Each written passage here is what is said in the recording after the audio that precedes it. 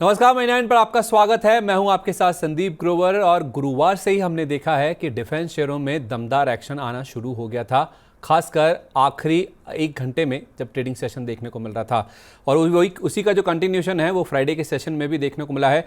तो दमदार एक्शन हमने डिफेंस शेयरों में बनता हुआ देखा है। उसमें से बीईएल को लेकर आज हम फोकस करने वाले हैं। वहां पे क्यों इतनी बड़ी रैली देखने को मिली है, 4 जून को जो लो बने थे वहां से कितनी अच्छी रिकवरी हो चुकी है, पिछले एक साल में कितना एक्शन ये शेयर दिखा चुका है, रिकवरी की वजह तेजी क्यों आई है, अगले टारगेट क्या है, इन सब पर फोकस करते हैं।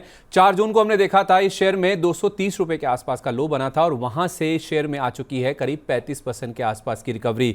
अगर आप पिछले एक साल की भी बात करेंगे तो 150% का रिटर्न ये स्टॉक दे चुका है, यानी कि लोअर लेवल से 2.5 गुना का रिटर्न ये स्टॉक डिलीवर कर चुका है। इस साल भी देखें, यानी कि 2024 की रैली भी आप देखेंगे तो आपको 66% के आसपास की तेजी स्टॉक में नजर आएगी। तो आखिर वजह क्या है, जो 4 जून को लो बने थे वहां से शेयर में इतनी बड़ी रिकवरी क्यों देखने को मिली है, उसकी वजह समझते हैं। 2 मेन कारण है जिस वजह से रिकवरी देखने को मिली है। पहले तो जो मोदी सरकार दोबारा आई है उसमें जो की मिनिस्ट्रीज हैं, खासतौर पर जो डिफेंस मिनिस्ट्री है, डिफेंस मिनिस्टर है राजनाथ सिंह जी, उनको रिटेन किया गया, उनका पद दोबारा दिया गया है। और उनकी ओर से जो टारगेट्स आए हैं खासतौर पर एक्सपोर्ट्स को लेकर, डिफेंस में जो एक्सपोर्ट्स का टारगेट है अगले 5 साल का, उसको 50,000 करोड़ रुपए पर उन्होंने रीअफर्म किया, यानी कि उन्होंने अपना जो टारगेट पहले सेट किया था उसको दोबारा रीआइट्रेट किया है। तो इससे कहीं ना कहीं निवेशकों के मन में जो पॉलिसी कंटिन्यूएशन की होप्स हैं, जो सेंटीमेंट्स हैं, वो ड्राइव होते हुए दिखे हैं। तो उसका पूरा फायदा डिफेंस एज अ पैक में हमने आता हुआ देखा और उसी से हमने बीईएल के शेयर में भी रिकवरी आती हुई देखी है। दूसरा जो ड्राइविंग पॉइंट है वो ये है कि ये शेयर निफ्टी 50 में शामिल हो सकता है। जेएम फाइनेंशियल की ओर से एक रिपोर्ट जारी की गई जिसमें उन्होंने कहा है कि ट्रेंड के साथ साथ ये शेयर निफ्टी 50 इंडेक्स में शामिल हो सकता है। अगस्त में जो एक रीबैलेंसिंग होने वाली है उसमें हो सकता है कि यह शेयर शामिल होता हुआ दिखे, जिसमें एलटीआई माइंडट्री और डिविस लैब 2 ऐसे शेयर हैं जिनको ये दोनों शेयर यानी बीईएल और ट्रेंड रिप्लेस कर सकते हैं। अगर ऐसा होता है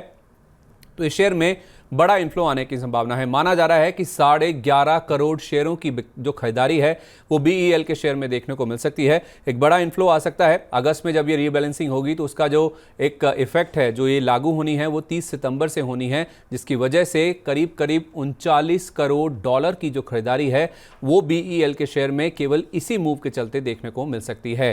तो एक तो पॉलिसी कंटिन्यूएशन जिस वजह से एक्सपोर्ट के जो टारगेट हैं वो अब दोबारा रीअफर्म किए गए हैं, और दूसरी तरफ ये जो रिपोर्ट है जेएम फाइनेंशियल की वो ये बता रही है कि इन्वेस्टर्स की ओर से बड़ा पुश यहां पे देखने को मिल सकता है अगर ये शेयर निफ्टी 50 में शामिल हो सकता है।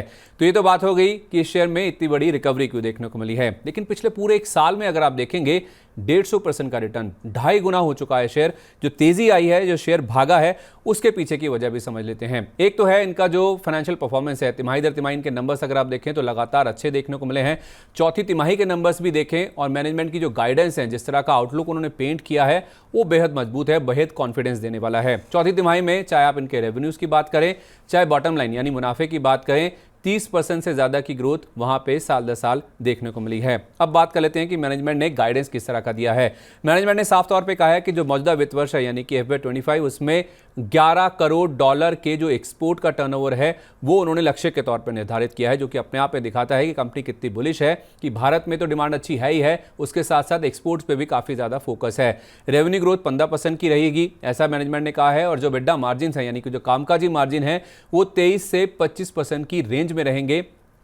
ऐसा मैनेजमेंट की ओर से जब नंबर्स आए थे Q4 के, उसके बाद जो कॉन कॉल हुई थी उसमें मैनेजमेंट की ओर से ये गाइडेंस दिया गया है, जो कि इन्वेस्टर्स के लिए काफ़ी बड़ा एक कॉन्फिडेंस बूस्टर के तौर पे देखा जाना चाहिए। यही नहीं, वो ये भी कह रहे हैं कि इस वित्त वर्ष में यानी कि FY25 में 25,000 करोड़ रुपए के नए ऑर्डर मिलने की उम्मीद है, इतना वो टारगेट लेके चल रहे हैं।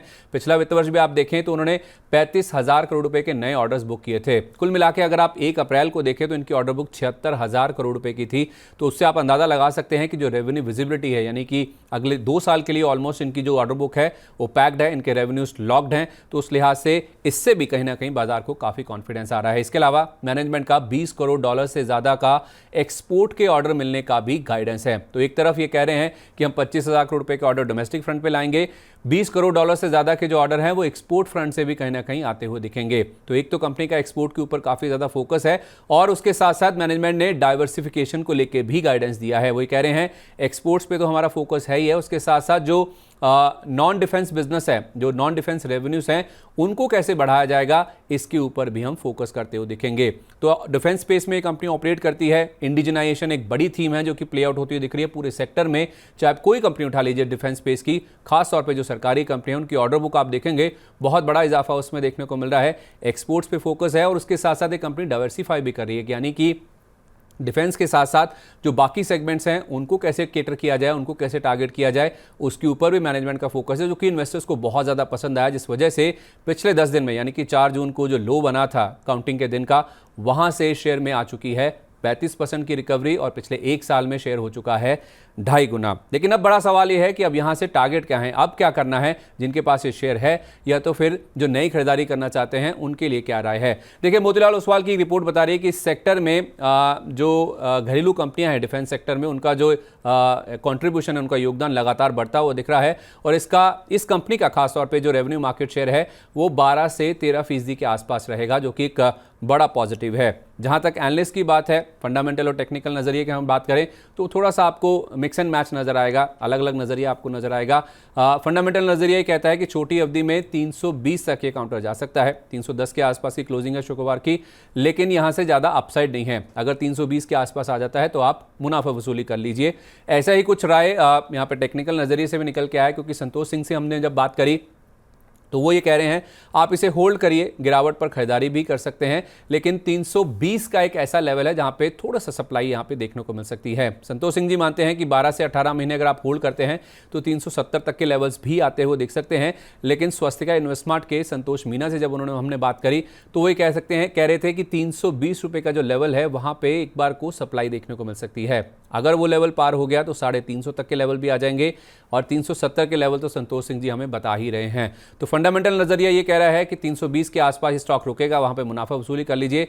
टेक्निकल लेवल पे 320 का लेवल ब्रेकआउट लेवल भी है, अगर ये ब्रेकआउट हो गया तो शेयर में 350 और उसके बाद 370 तक के जो लेवल्स हैं वो भी देखने को मिल सकते हैं। तो धुआंधार तेजी स्टॉक में देखने को मिली है। डिफेंस एज अ पैक ही काफी अच्छा परफॉर्म कर रहा है, लेकिन 320 के लेवल पर आपको रखनी है नजर। अगर ये लेवल पार हो गया तो बीईएल के लिए अगला टारगेट होगा 350 और उसके बाद 370 रुपए का। उम्मीद है आपको आज का वीडियो पसंद आया होगा। ऐसे जो बजिंग स्टॉक है, जो ट्रेंडिंग स्टॉक है, जिनमें दमदार एक्शन देखने को मिल रहा है, उसको लेके लगातार हम कवरेज कर रहे हैं और ऐसे कुछ और वीडियोस भी रोजाना आपके लिए दिन भर लाते रहेंगे। तब तक के लिए नमस्कार।